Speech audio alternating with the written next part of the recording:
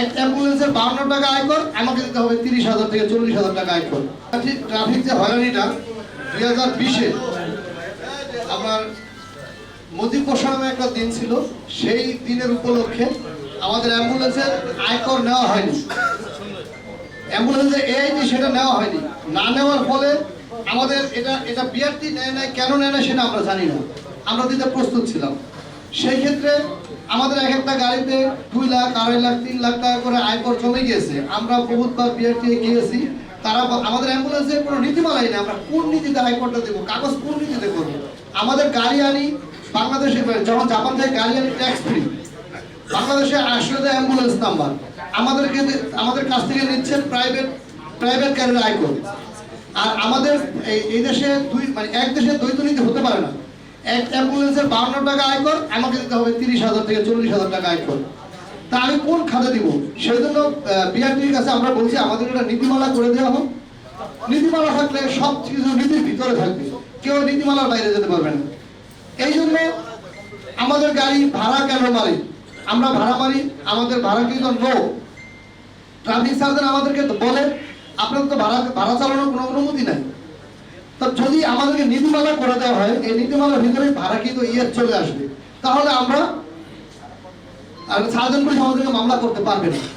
আমরা BRT chairman মহোদয়ের সাথে আলাপ করেছি, উনি আমাদেরকে একটা নীতিমালার খসড়া করে দিয়েছে, করে এটা মন্ত্রণালয়ে পাঠিয়েছে, কিন্তু মন্ত্রণালয়ে পাঠালে মন্ত্রণালয়ে ঝুলে আসছে, তারা এটা যে কোনো দিতে পারতেছে না।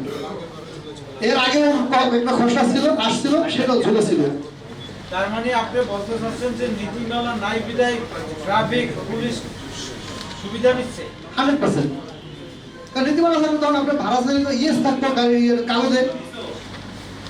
বিগত স্বাধীনতার এই 54 বছরে আপনারা নীতিমালা ছাড়াই কি অ্যাম্বুলেন্স চালাইছেন? নীতিমালা ছাড়াই অ্যাম্বুলেন্স চালাচ্ছি। যখন আমরা বুঝতে পারলাম ট্রাফিক পুলিশের হয়রানিতে বুঝতে পারলাম যে আমাদের একটা নীতিমালার প্রয়োজন, সেই জন্য আজ থেকে 10 বছর যাবৎ আমরা এই নীতিমালা চেয়ে সরকারের দ্বারে দ্বারে ঘুরে বেড়াচ্ছি, কিন্তু আমাদের দেওয়া হচ্ছে না।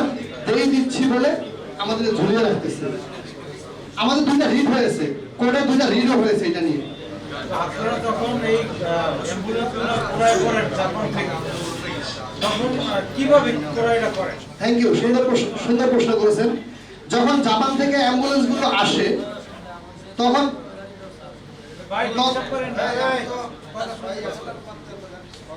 জাপান থেকে এই গাড়িগুলো আসে, তখন আসে অ্যাম্বুলেন্স হিসাবে, অ্যাম্বুলেন্স কোটেশন।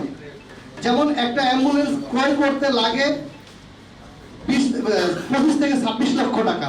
জাপানি কোটেশন, জাপান থেকে যখন অ্যাম্বুলেন্সটা আসে, ওই অ্যাম্বুলেন্সটা ক্রয় করতে 25 থেকে 26 লক্ষ টাকা লাগে। আর ওই মাইক্রোরে যদি আসে, যেটা মাইক্রো কোটেশনে আসে, গাড়ি কিন্তু একই, অ্যাম্বুলেন্স ডিফারেন্স, অ্যাম্বুলেন্স আর মাইক্রো, ওইটা ক্রয় করতে লাগে 45 লক্ষ টাকা।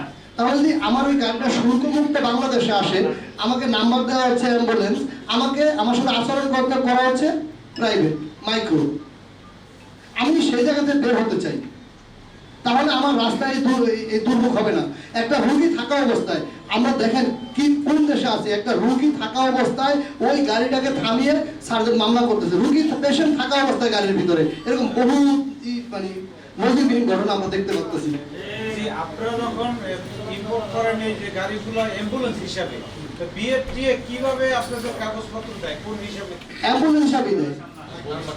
তাহলে কেন ভাড়া আপনারা ভাড়া নিতে পারবেন না? আমাদের অ্যাম্বুলেন্স হিসাবে দিয়ে আবার লিখে রাখছে ভাড়া কিন্তু নো।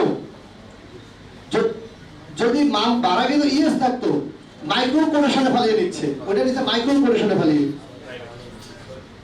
এরপরে আরেকটা জিনিস হলো, আমাদের গাড়ি আগে ছিল ওই যে মারুতি সুজুকি গাড়িগুলো আছে না, ছোট্ট গাড়ি, ওই গাড়িগুলো 6 সিট।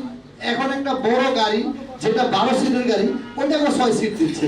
দেখেন আজকে আপনার একটা গরিব লোক, তার সাথে 5 জন 7 জন 10 জন লোক আছে, তার একটা অ্যাম্বুলেন্স নেওয়াই কষ্ট হচ্ছে, সে কি পাশে একটা মাইক্রো নিতে পারবে সাথে? এই লোকের বিবেচনা করে গাড়ির ভিতরে 1টা 2টা সিট বেশি লাগানো হয়। গাড়ির গেট খুলে, সার্জন গেট খোলে, ট্রাফিক গেট খোলার পরে বলে আপনার গাড়িতে কেন 6 সিটের বেশি। স্ট্রেচার যেটা রুগী থাকে ওইটাও সিট, ড্রাইভার সিট, পাশে যে থাকে ওইটাও সিট, সব মিলে তাহলে রুগীর লোক যেতে পারে 2 জন 3 জন। আপনি কি মনে করেন মানে সম্পূর্ণ এই সমস্যার পুলিশ করছে? এটা পুলিশের দোষ না, আমি পুলিশকে দোষ দেবো না। এটা সম্পূর্ণ ই করে রাখছে আমাদের ভিতরে একটা ভেদাভেদ সৃষ্টি করেছে বিআরটিএ।